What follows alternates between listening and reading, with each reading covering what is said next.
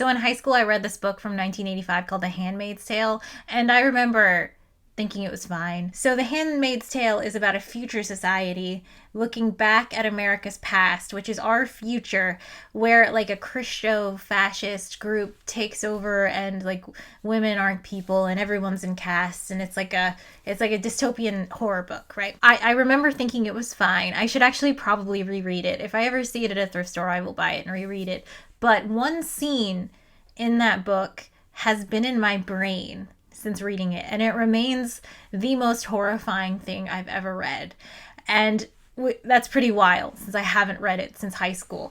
And I even looked it up because I'm going to read it to you today, and it is exactly as I remember it. So this scene is a flashback for the main character. She's remembering the day she got fired and the day the Supreme Court said women weren't allowed to own money. Like, the Supreme Court has been taken over by a bunch of like religious oligarch wackadoos. That would be crazy if that happened. And all women's bank accounts were transferred to like their nearest male relative. So let me read you the scene. I went to pick my daughter up from school. I drove with exaggerated care. By the time Luke got home, I was sitting at the kitchen table. She was drawing with felt pens at her own little table in the corner where her paintings were taped up next to the refrigerator. Luke knelt beside me and put his arms around me. I heard, he said, on the car radio driving home. Don't worry, I'm sure it's temporary. Did they say why? I said. He didn't answer that. We'll get through it, he said, hugging me. You don't know what it's like, I said. I feel as if somebody cut off my feet. I wasn't crying. Also, I couldn't put my arms around him. It's only a job, he said, trying to soothe me. I guess you get all my money, I said, and I'm not even dead. I was trying for a joke, but it came out sounding macabre. Hush, he said. He was still kneeling on the floor. You know I'll always take care of you. I thought, already, he's starting to patronize me. Then I thought, already, you're starting to get paranoid. Oof. It's so scary. That is the most horrifying thing I've ever read. I live in a world where there's just a certain fraction of people who don't think I'm a person. You know, they don't think my thoughts or my hopes or my dreams have any value. The art I make, the work I perform, none of that has any value outside my ability to shut up and, make babies. And I live in a world where that just exists and we're supposed to be okay with it. And so the idea that that exists isn't scary to me. It should be. It is horrible, but it's not horrifying. Like right now at this moment, I am in Boston, and like 100 miles away in New Hampshire, there's an elected official who feels totally comfortable making a public speech where he's like, we shouldn't ban child marriage because, 14-year-olds are nubile and ripe. Like, that guy just exists. We breathe the same air.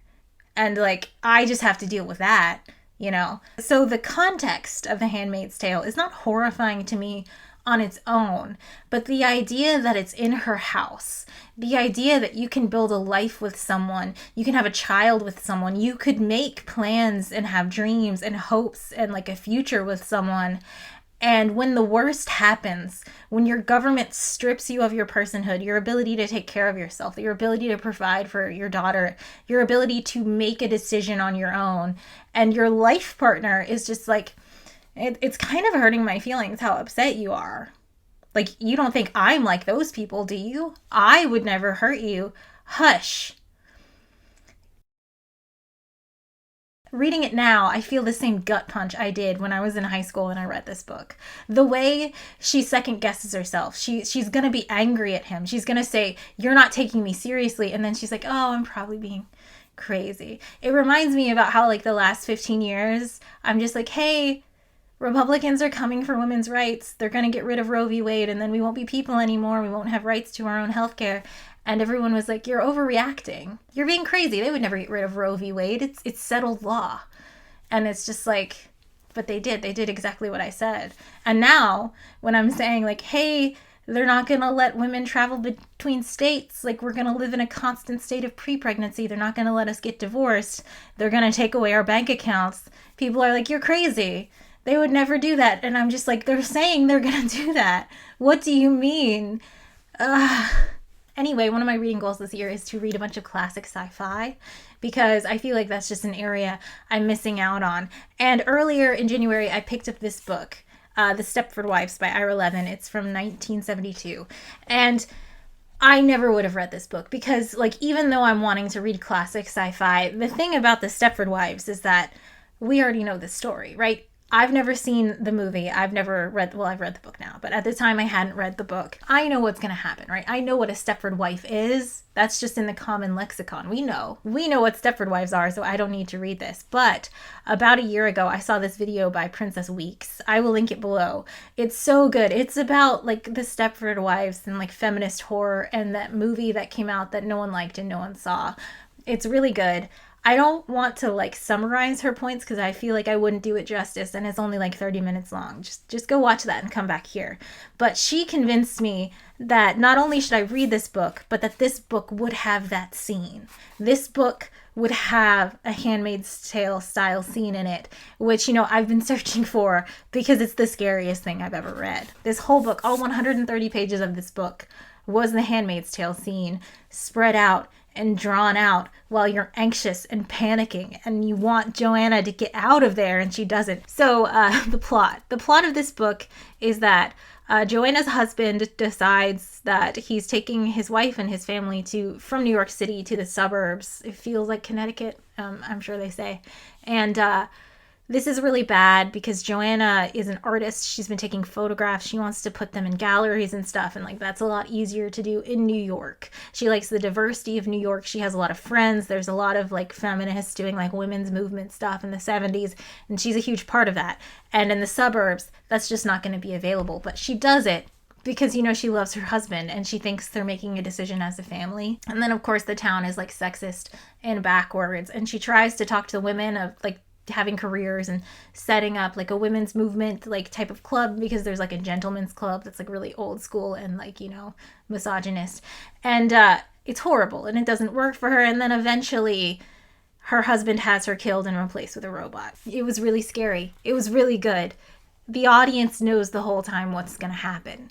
We feel Joanna feeling uneasy. We see her beg her husband for help. We see him refuse to help her. We see him call her crazy. We see her living with a man who doesn't think she has value. All she wants to do is make art. And he's like, all you need to do is be a robot who cleans and has sex with me. And she lives with him, and she's lived with him for years, and he's the father of her children, and it's so horrible. It's horrifying. I read this in February, and I reread this book because I've been thinking about it a lot, and it was just as bad. I was just as anxious. It gives you the feeling that maybe she'll escape this time, even though you know the answer. She is begging her husband for help, and he's like, hush, you know I'll always take care of you, which means he's going to kill her and turn her into a robot. It's so good. It's a really good book. Big recommend. The reason I've been thinking about this a lot is because of recent internet discourse. And the problem with internet discourse is that by the time you've been thinking about it a lot, it happened like a month ago in internet time, which is like a year and a half in real time. So let me recap for you the man versus bear discourse. So a guy on TikTok is seemingly asking random women, you're in the forest alone, would you rather run into a bear or a man? And a bunch of the women say bear. And yeah, it could have been staged, it could have been a skit, like that doesn't matter. What matters is that men responded to this with like bear statistics, like just completely missing the point of like, it's a hypothetical question. And so as a response, a bunch of women are like, well, here's why I chose bear. And then, of course, a bunch of men were like, well, die, you stupid whore. I'll never protect you again. I'd love to shove you in a cage with a bear and see what you do. You know, that type of thing. And as a response to that, my favorite part of internet discourse happened where a bunch of women made a bunch of funny memes. And I just got to scroll through them and laugh. And I enjoyed that. I enjoyed it a lot. However, I kept thinking about this scene, the Handmaid's Tale scene, the Stepford wife's entire book. And I just imagined, like, it's Friday night, okay? You've put the kids in bed. Like, you have a top knot, you're wearing your leggings, you're drinking a glass of wine, and you sit next to your husband, your loving husband of 12 years on the couch. And he's going to play Hades 2 because it's a new game. And you're like, oh, that's fine. I just want to be next to you. I'm just going to look through TikTok. And he's like, amazing. And you're drinking your little wine. And he's like playing the game. And you start chuckling at the man versus bear memes.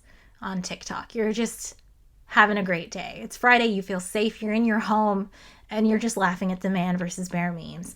And your husband's like, what's so funny? And so you explain the TikTok and then the response and then all of the memes, and you like hand him your phone and you're like, look at these, just scroll through these. And he takes your phone and he's just getting angrier and angrier, and he chucks it back into your lap and he's like, what, are you gonna fuck a bear? I'm in danger.